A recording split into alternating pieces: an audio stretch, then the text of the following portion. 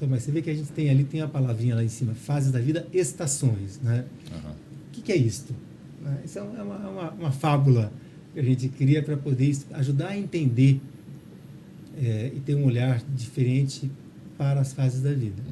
Porque eu falo assim, a gente pode olhar a vida de diversas formas. Né? A gente poderia falar que, por exemplo, a vida poderia falar que tem um amanhecer, um meio do dia, um entardecer e um anoitecer. Podia falar que a vida é assim. Mas a gente faz uma correlação com as estações porque elas nos ajudam a poder entender esses diferentes momentos. Então, a gente fala que até os 21 anos da vida, se for dada mais um, né? Até os 21 anos da vida, a gente vive a primavera da vida, que é o que a Regina está falando. Né? Até os 21 anos é uma fase muito florida da vida. Né?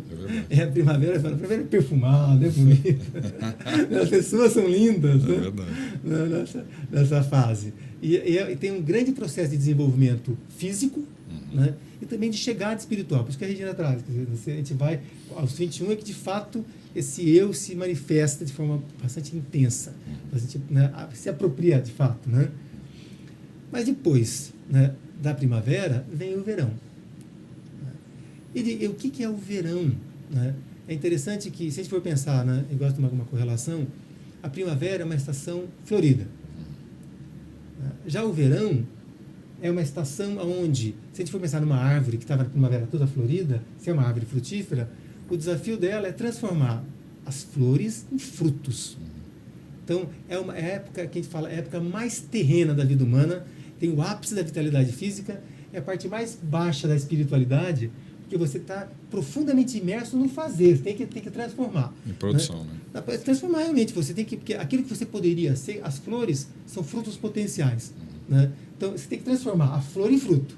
Então, é hora de fato, trabalhar intensamente para poder transformar isso. Tá? Mas aí, você vai até os 42. Né? Depois dos 42, começa uma outra jornada, que é a jornada do outono. E aí é muito interessante, porque eu acho que a nossa sociedade, nós somos muito pouco preparados para poder entender o outono. Acho que grande parte do meu trabalho de coaching é dedicado a poder ajudar as pessoas a ressignificarem o outono. Porque a parte mais fácil e óbvia do outono é poder ver a curva declinante. Né? Quando você fala assim, estou sentindo essa queda. Estou ficando especialista no assunto. Todos nós, né? Então, as pessoas olham, né? Elas sentem esse processo de declínio físico que vem após os 42 anos. Então, eu falo, é um grande desafio porque a percepção da perda é óbvia. Eu olho no espelho, eu dou um pique, eu sinto. Né? Só que a curva espiritual que está ascendente nesse momento, que começa de novo a ascender, a percepção dela não é automática, mas é uma conquista individual. É você... Curva azul. Essa curva azul clara que está em cima. Né? Então, essa compreensão desse momento é muito importante. Então, o outono, muitas pessoas vivem o outono com muito medo, porque eu falo, a gente vive numa sociedade que valoriza muito o verão. Todo mundo quer entrar e ninguém quer sair dele. Isso mesmo. Né? Com todos os subterfúgios possíveis. Né? Mas o outono em si, ele tem uma qualidade, se a gente for pensar de novo na nossa árvore frutífera, né? O outono, as folhas estão caindo. Né? Tem em inglês o fall, né? As folhas estão caindo. Mas é também a estação da colheita. Aqueles frutos que você formou dos 21 aos 42 anos, agora você pode colhê-los. Agora, a tua capacidade de colhê-los vai depender da sua capacidade de reconhecê-los. Então, se você tiver a capacidade de olhar para cima e se apropriar dos seus próprios frutos, você pode fazer uma bela safra. Mas a maior parte das pessoas fica com muito medo, ficam olhando para o chão, né? Como que está perdendo, ao invés de reconhecer aquilo que já fez, né? E amadurecer e reconhecer o fruto que está amadurecendo. O Ícaro está colocando aqui, quando chega a crise dos 40, aí, mais ou menos, né? Outono. Então, crise de 40. A crise dos 40, ela começa nesses 40, mas a expressão dela é justamente essa. Dos 40. Né? Que é um medo de que assim, vai acabar, né? A vitalidade física está no processo, você sente um declínio, né? E tem um medo relacionado a isso. Quer dizer, é uma realidade que, de repente, você olha para essa curva biográfica e você percebe, nossa, já passou 40 anos. E, então, você vê, bom, aqui você toma consciência, todo mundo sabe que vai morrer, isso aí ninguém esconde de ninguém. Tem uma boa chance disso acontecer. Boa chance. Eu tenho um amigo que vende seguros, então, de vida, não sei o quê. Aí ele fala assim, não, porque se acontecer... Não é se acontecer, é quando acontecer. Vai acontecer. Mas aí, no entorno dos 40, você percebe que... Você sente, eu acho, né? Que você sente a sua finitude. E aí, esse momento dos 42, de 40 a 42, é um momento realmente de uma crise existencial muito forte, porque se isso vai acabar, né? Se o jogo vai acabar, como é que eu quero lidar com esse tempo que me resta? E eu quero lidar, claro, da melhor maneira possível, no sentido de fazer algo que Chaplin dizia, antes que a cortina feche ou a peça termine sem aplausos, né? Então, eu não quero isso. Então, para que eu vim? Qual é a minha missão? E o que eu já realizei e o que eu quero realizar? Então, é um momento dramático, eu acho, mas um momento de possibilidade de virada, de início de uma nova história. Então, traz uma potencialidade muito grande, né? De você se apoderar do teu próprio destino, da tua própria missão e fazer algo que você olha para trás depois, valeu a pena, olha que legal que eu deixei aí. Afinal, diferente do passado, né?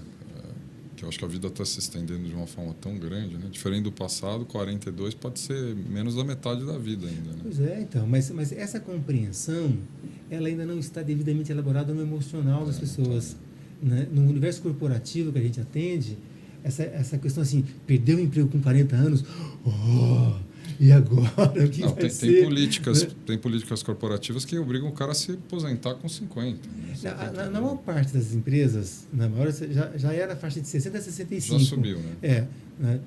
Porque tem cada vez mais se dilatado isso. Né? Mas o emocional, ele continua preso, né? No medo do significado que tem, né? Essa passagem do tempo. Quando você pode fazer, né? Porque quando a Regina trouxe, tem um aspecto, né? Tem algo, né? Dramático, né? Tem uma carga emocional grande, mas tem uma energia muito grande, de muita possibilidade. Então, conforme você enxerga isso, você pode fazer esse momento o seu melhor momento. Ou você pode fazer de conta que não está acontecendo nada, disfarçar. Né? E deixar a coisa... Se enganar. Assim, vou ficar quietinho e ver se passa a crise. Né? A força é que você, com 42, você ainda tem força para fazer as coisas e você tem uma experiência acumulada. Então, é um momento realmente de poder fazer coisas significativas. Agora, é engraçado, eu não quero vamos falar do inverno. Vamos falar do inverno. Porque acho que o outono, então, traz essa possibilidade da colheita dos frutos, né? E como a gente sabe, na vida, os frutos bons são quais? Os frutos maduros. Né? A gente não colhe fruto verde. O fruto bom que você vai debaixo da árvore, você pega o maduro. Né? Nem podre. Né? Mas é uma coisa curiosa com relação ao outono ainda, que por alguma razão curiosa, estranha, a gente associa uma fruta boa a uma fruta madura. Mas por alguma razão estranha, a gente não associa uma pessoa bacana, pronta para ficar uma pessoa madura. É verdade. O maduro está associado a algo como já meio, né, caído. Passado. Né? Então, mas enfim, é bacana compreender e poder viver a qualidade, a doçura, o sabor dessa estação. Eu sou suspeito de falar, estou na estação no meio dela, né? O pessoal pode falar, esse cara não vale. Tá, né? Puxando a sardinha para sua brasa. Né? Mas enfim. Mas você está no fórum certo, eu acho. Aqui. Nós estamos no fórum certo para discutir isso. Mas isso vai até os 63. E a partir dos 63 anos, se começa uma nova fase, que é essa fase do inverno. E o inverno, ele traz... Eu posso olhar para se a gente for pensar no inverno típico, eu posso olhar para uma planta, para a própria árvore, e vê-la seca pelo frio. Né? E um leigo pode falar, ela morreu, a árvore está morta. Mas a vida, ela não está morta, ao contrário, ela tem uma vida interiorizada. Então, o inverno da vida humana, ele traz essa qualidade também dessa interiorização da vida, desse silêncio que essa interiorização pode trazer e da possibilidade da sabedoria. Né? Então, eu gosto assim, se a gente teve na primavera as flores, formaram-se os frutos no verão, você pode fazer a colheita no outono, no inverno você está cheio de sementes, porque todo o processo foi feito, a natureza faz os frutos, não é por um capricho qualquer, é para gerar sementes. E as sementes irem para o mundo. Então, quantas sementes você tem para dar para o mundo quando você está no seu inverno?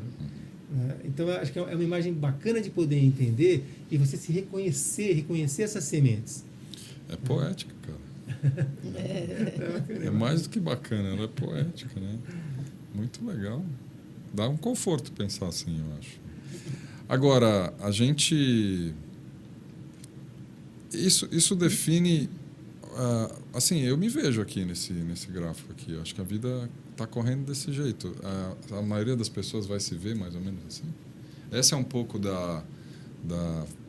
dos estudos que vem do Steiner, da exatamente, antroposofia. porque eu acho que cada um, nessa sua individualidade, vai fazer a sua história. Mas as leis biográficas, elas existem. Então, são como leis mesmo, quer dizer, elas acontecem para todos nós. Então, você, de 7 em 7 anos, você entra numa crise, você faz esse ápice, depois você declina de novo, entra na crise outra vez, e vai de 7 em 7 anos assim. Porque é o que eu estava vendo aqui, são múltiplos de 7 aqui. Vamos explicar, tem o slide seguinte, vai falar dos setênios, né? Então, talvez você ponha os... Clica o slide? Posso trazer o slide? Pode trazer. Vou trazer aqui, então. Aqui, ó. Mas só uma coisa importante, né, que a Regina trouxe, só para não perder esse gancho, que eu acho que é super importante, porque o que a gente é muito curioso, que as pessoas mais se admiram quando a gente tem feito isso muito nas empresas, Maurício. As empresas estão pedindo para que a gente possa trazer o conceito, para que as pessoas possam compartilhar as suas vidas a partir de uma referência, né? E as pessoas ficam admiradas de perceber que a sua história, apesar de ser única, ela é humana, ela é muito similar à história de quem está na sua frente, né, dos seus colegas. Então, assim, nós vivemos cada uma jornada única, mas humana, que tem, ao mesmo tempo que tem... Porque é fácil a gente reconhecer os elementos físicos. A gente poder... eu falo, se eu olho para um adolescente e vejo ele com espinha na cara, eu olho para uma criancinha de 7 anos, banguelinha, eu sei a idade que ela tem. Eu vejo uma pessoa bem idosa, eu percebo as características físicas, ajuda a compreender a idade. Mas tem um período longo da nossa vida que as características físicas não ajudam a expressar os momentos que a pessoa está passando. Mas o fato é que a vida ela tem momentos muito peculiares ao longo dela, muito característicos, que nos tornam muito humanos. A gente é muito próximo, né? Tem muitas similaridades entre a forma como nós somos e os demais são. E uma última coisa curiosa com relação... Né? Se tem leis, né? Existem leis biográficas, que é o que a gente estuda, mas é bonito também, por outro lado, entrando de novo no aspecto poético, né? Porque o inverno é onde, a partir do inverno, essas leis começam a não mais atuar. E somos, de fato, livres para viver a nossa própria vida. Então, o ser humano cada vez mais se prepara para viver mais tempo em liberdade, o que é um grande desafio, mas é uma dádiva, é um grande presente. Daí 7 em 7, fala um pouco dessa história. Que agora eu fiquei curioso, porque olha só o gráfico aqui, vocês dividiram tudo de 7 em 7, ó. Então, vamos dizer, notou-se, então, que existe esse ciclo de setênios, de 7 em 7 anos. Setênios vem daí, né? E vamos dizer assim, as próprias células, elas são todas renovadas de 7 em 7 anos. Então, realmente, você passa por uma transformação a cada 7 anos. E no final de cada setênio, você passa por uma crise, porque algo novo vai acontecer, né? Se até as células foram renovadas, vem uma nova fase. Só que não dá para passar para a nova fase sem passar por uma morte, vamos dizer. Só dá para renascer se tiver uma morte antes. É aí que vem as crises. Então, esses que são os momentos de crise. E aí, como eu disse no começo, quer dizer, viver as crises, porque dá para a gente ir pulando. A gente não dá bola, disfarça e vai andando. Tem até remédio que ajuda, né? Tem remédio que ajuda, exatamente. Opa! Só que a vida é assim, ela volta novamente. Quer dizer, aquilo que não foi resolvido, volta, né? E a gente vê, você pode passar para a adolescência e ficar na adolescência há muitos anos. Você pode ir até 28 anos e depois não sair dos 28 anos, né? Mas só que você vai sendo... Assim, a vida vai criando condições, a vida tem uma sabedoria que ela cria condições para você ter que enfrentar aquilo que você deveria ter passado, né? Então, a indicação é de estar consciente em cada crise, também não se sentir totalmente que horror, porque faz parte da vida. Então, todos que estão nessa idade comigo, no mundo, estão passando uma crise semelhante. E lidar com isso, né? Trabalhar e poder desapegar daquele setênio para entrar em outro. E acho que uma coisa importante, acho que para complementar, a nossa vida é rítmica. Nós vivemos imersos em ritmos, né? A gente vê um ritmo diário, que é o ritmo que a gente está, né? Dia e noite é um ritmo, né? A gente vive um ritmo muito comum, corriqueiro nosso, que é o da semana, que é o ritmo de 7 dias, né? Então, a vida, essa natureza rítmica, ela está em tudo. A vida, ela vai tendo... Eu falo, quando você pega as notas musicais, né? São 7 notas. Você vai do, ré, mi, fá, sol, lá, si, do, ré, mi, fá, sol, lá, si. Só que, eu falo, um do é igual ao outro, né? Ele tem uma mesma essência, mas ele aparece uma oitava acima.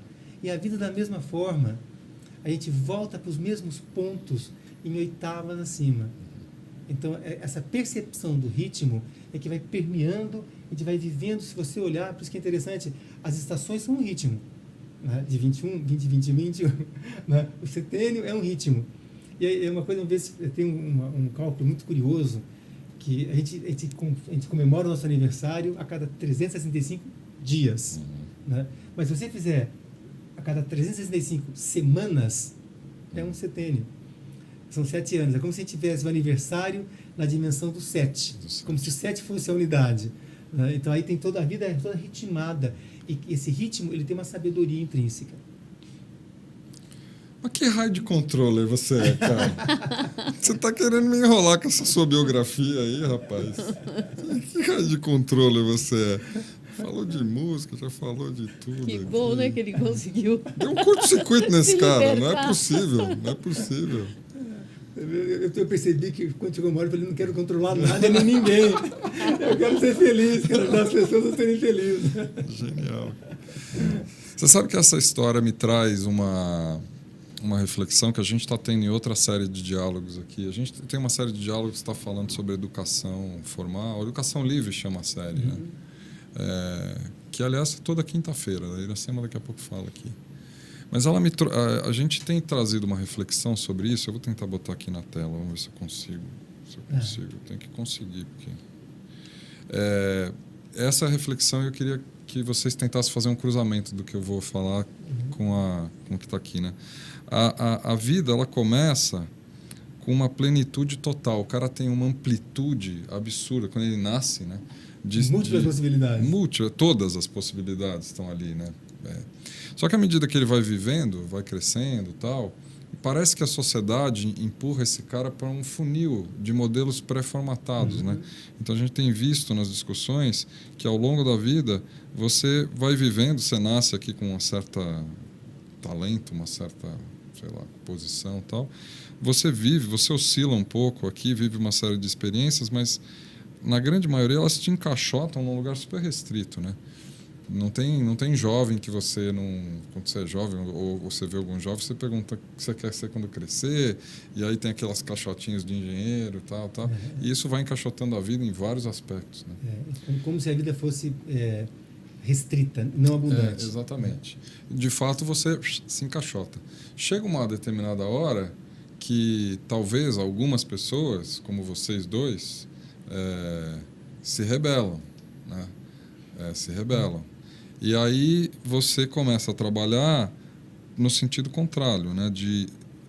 Começa a trabalhar para ampliar as tuas possibilidades e você se achar num lugar que eventualmente não é aquele que você está. E é engraçado, porque algumas pessoas não só se rebelam, mas elas piram total e elas começam a ter uma vivência de experiências assim bastante variada. Daí o cara vai para o Tibete, o cara sai totalmente né? Ele vira entrevistador de pessoas interessantes sentado numa bola de pilates. O cara pira total, né? Para achar um lugar que seja... a gente tem discutido muito isso nessa série de educação, porque o grande ponto é que a educação que a gente está tendo, formal, os meios de educação, estão encaixotando as pessoas, não estão deixando o cara ter liberdade para experimentar. Né? A grande questão que eu trago, primeiro se isso está acontecendo mesmo, mas a grande questão que eu trago é como é que a gente poderia puxar essa reflexão para cá para não deixar o cara se encaixotar e pegar os jovens que estão nos ouvindo aqui e fazer com que esses caras comecem a refletir sobre essa história mais cedo e talvez se preparar um pouco para as várias fases da vida que vocês mostraram. Dá para fazer isso ou tem que viver desse jeito mesmo? A gente tem que chegar numa hora que pirar, falando, quero ser mais controller, eu vou ser feliz. Como é que é? Como é que vocês veem esse... Então, bom, acho que é curioso a gente olhar, né, o que você está propondo como modelo. E é um fato assim, a sociedade, ela tem, tem um processo natural que eu vejo de restrições para poder ter... tem códigos que vão restringindo e vão enquadrando para poder... Acho que é um processo desse estágio de evolução que a gente vive. Né? Ele tem um processo, né, restritivo, mas a sociedade ela tem uma influência, mas ela não determina o que a gente faz. A gente continua sendo autônomo. A gente continua... A nossa integridade está sempre presente. Né? Eu posso sempre estar olhando... e refletindo e fazendo escolhas. É claro que é mais fácil aceitar o que nos vem. Alguém decidir por nós. É mais né? fácil. Nós somos a responsabilidade. Né? É mais fácil. Tá? Então, assim, muita gente reclama. Porque eu falo assim, né? Essa questão, né, da conquista da liberdade, as pessoas falam muito em liberdade, mas ter de fato liberdade é uma grande responsabilidade. É mais fácil viver lamentando a liberdade que não se tem, né? Tendo um álibi, né, para você não ser plenamente você, do que você ter todas as condições para ser você. Né? Mas essa escolha ela está sempre presente. E a gente não é vítima de nada, porque a gente co-constrói esse modelo que está aí. Né? A gente atua também para isso. É verdade. E às vezes reforça até, né? Eu também gostaria de trazer um outro olhar da organização. Porque se por um lado encaixota, eu acho que por outro lado a organização, eu, por exemplo, sou muito grata o tempo que eu passei dentro de uma organização. Porque ali você tem um ambiente que realmente te desafia para o desenvolvimento. Você tem que começar a saber lidar com seus pares. Você tem que saber lidar com liderança. Você tem que saber ser liderado e ser líder. Então, você tem que ter disciplina, você tem que saber fazer acordos, dar feedbacks, receber feedbacks. Então, você pode pensar também na organização como se fosse um templo de desenvolvimento, claro. Um templo iniciático. Claro que agora, cada vez menos, os jovens vão ter possibilidades de passar por esse templo, porque os trabalhos cada vez parece que estão sendo menores, né? E está chamando, vamos dizer, aos jovens a capacidade de empreender por si próprio. Porque quando eu entro numa organização, a organização ela faz com que esse desenvolvimento aconteça. Você fala encaixota, mas ao mesmo tempo traz toda uma estrutura para você se desenvolver socialmente. E quando eu não tenho esse caixote, vamos dizer assim, ou esse templo, eu tenho que criar o meu próprio templo. E eu acho que os jovens cada vez mais vão ser chamados a ter essa força empreendedora.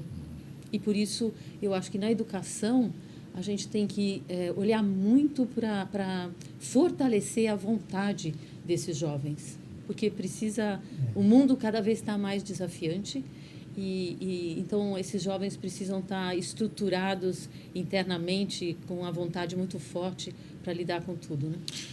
E por que não dá para levar? Por que não se leva os setênios aqui para essa história dos setênios aqui para dentro da escola, né? Eu nunca vi isso aqui dentro da escola, né? É um conhecimento que não se tem, assim, no meio acadêmico, é muito restrito, porque tem um certo olhar, assim, né? O que é isso? É espiritualista demais, você acha, para o racional acadêmico? Mas existe uma pedagogia chamada pedagogia Waldorf, das escolas Waldorf, que ela estrutura, ela não fala sobre isso, mas ela estrutura o currículo a partir das possibilidades de cada setênio. Então, ela é estruturada a partir desse conhecimento. Embora ninguém vai ter aula disso nas escolas Waldorf, assim, a princípio, as crianças não têm conhecimento disso. Mas o currículo é todo estruturado respeitando essas possibilidades de cada fase. Porque cada um desses setênios, eles têm características muito peculiares, né? Estava até falando, minha esposa faz um trabalho muito interessante, que é de formar professores de pré, né? Desde cuidadores de creche, até professores de pré, desse primeiro setênio, para ajudá-los a ter uma compreensão, né, do que significa a natureza da criança nesse período, numa perspectiva mais ampla. Então, eu acho que é uma coisa que talvez tem que ser muito trabalhado isso, mais do que com os alunos, com os professores, para ajudá-los a ampliar a sua compreensão sobre os alunos. E é um caminho, acho que está acontecendo, mas é uma coisa gradual ainda. E você sabe, a biografia, ela tem espelhamentos, ela faz como, vamos dizer, uma parábola, onde esses anos de cá se espelham aqui, né? E, então, talvez nós, assim, como professores ou como chefes dentro das organizações, temos que estar acordados para a nossa importância para o desenvolvimento do outro. O que se eu sou líder vamos dizer, de pessoas com 22, 23 anos, né? Como é que eu, sabendo e conhecendo as leis biográficas, como é que eu posso ajudar o desenvolvimento dessas pessoas? E os professores, com a faixa mais nova, também saber a importância dele, porque quando você resgata a biografia, vem os chefes, vem os professores, que são figuras importantíssimas que, às vezes, não têm a consciência. Então, ontem eu estava falando com um jovem de 30 anos, nem tão jovem assim, que nesse momento de vida está paralisado. Uma pessoa inteligente, com um potencial enorme. E aí fomos olhando na biografia.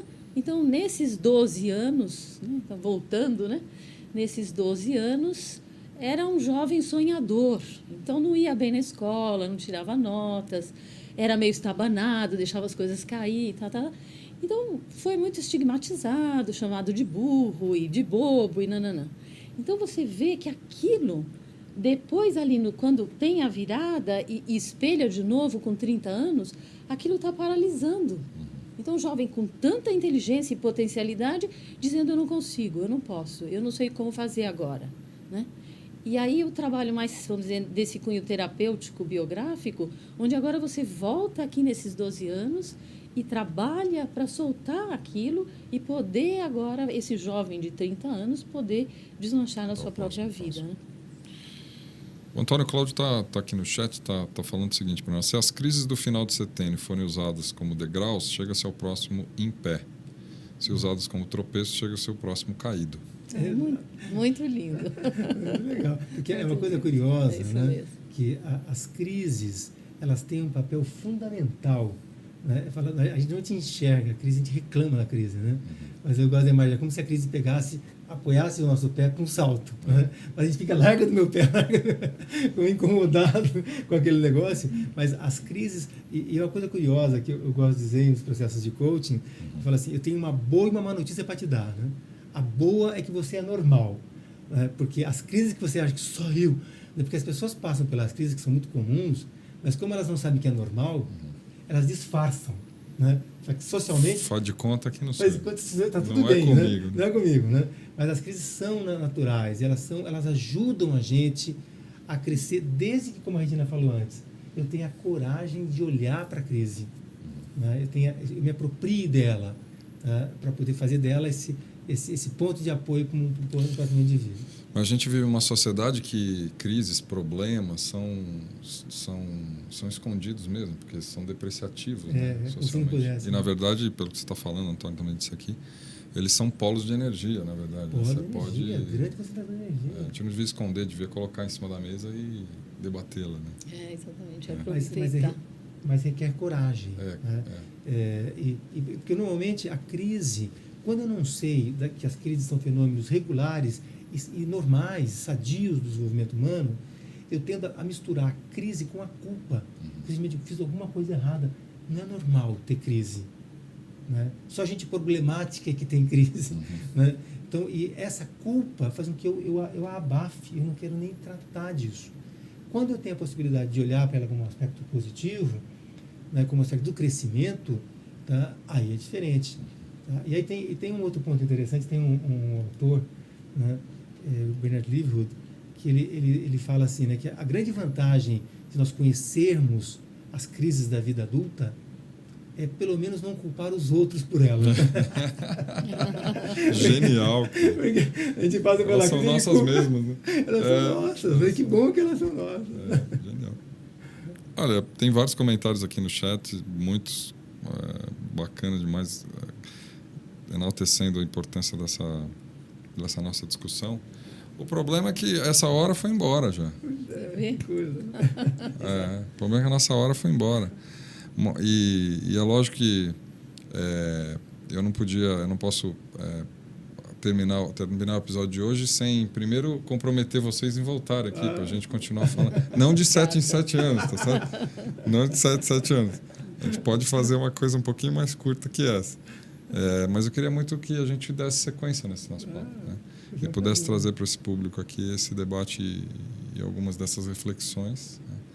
E é lógico que eu quero convidar vocês que estão conosco a aprofundarem um pouco mais sobre isso. Dá pra, além do site do Ecossocial, que eu posso já mostrar aqui de novo, dá para dar para as pessoas alguma referência que esses caras possam buscar, algum material, leitura, Steiner... tem Fases da Vida, de Bernard Leavenworth, que pega esse conhecimento do Steiner e sistematiza esse conhecimento biográfico. E aqui nós temos também, no Brasil, o livro de Gudrun Burkhardt, que se chama Tomando a Vida nas Próprias Mãos. Eu tenho um trabalho biográfico que eu faço 2 vezes por ano, que é um trabalho biográfico em grupo, que acontece na Barra do Saí. Ai, que delícia. Eu convido a todos. Tô lá. Quem se interessar. Tô lá. É só escrever. Fantástico. E a gente também leva esse trabalho nas organizações. Através do Instituto. Né? Porque tem uma história que, quando você troca a tua biografia, você cria uma relação, fortalece os vínculos. Então, isso, como trabalho de equipe, é uma coisa muito poderosa. Eu acho que me ocorre isso no momento. Tem textos, né? Tem artigos, pesquisando na internet, você vai encontrar coisas da doutora Gudrun Burkhardt, né, que esse nome é alemão, mas de uma médica brasileira que fez um trabalho maravilhoso, né? A Gudrun faz ainda, né? E vale a pena você pesquisar e conhecer. Muito legal. Poxa, muito bacana. Eu queria trazer a Iracema aqui para ela contar para a gente deixa eu trazer ela aqui, tá ali, quietinha no cantinho dela. Tá frio aí, Ira? Aqui um pouquinho. Eu tô chegando no inverno. Você tá chegando no inverno. Tá bom o negócio. Legal, né? Eu adoro essa conversa. Esse episódio tinha que ter umas 3 horas de duração. 7 horas de duração. Indo pela teoria matemática. E eu acho que a cada episódio a gente precisa de uma semana para absorver. Exatamente. 7 dias.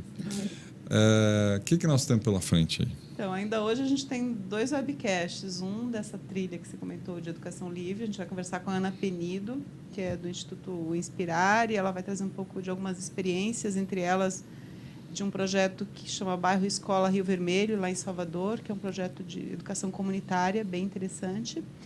E às 17. E às 19 a gente tem feito aí de uma análise da notícia sob uma perspectiva da teoria integral, com Ari Hansford e a Lilian Shibata. A gente vai pegar algumas notícias.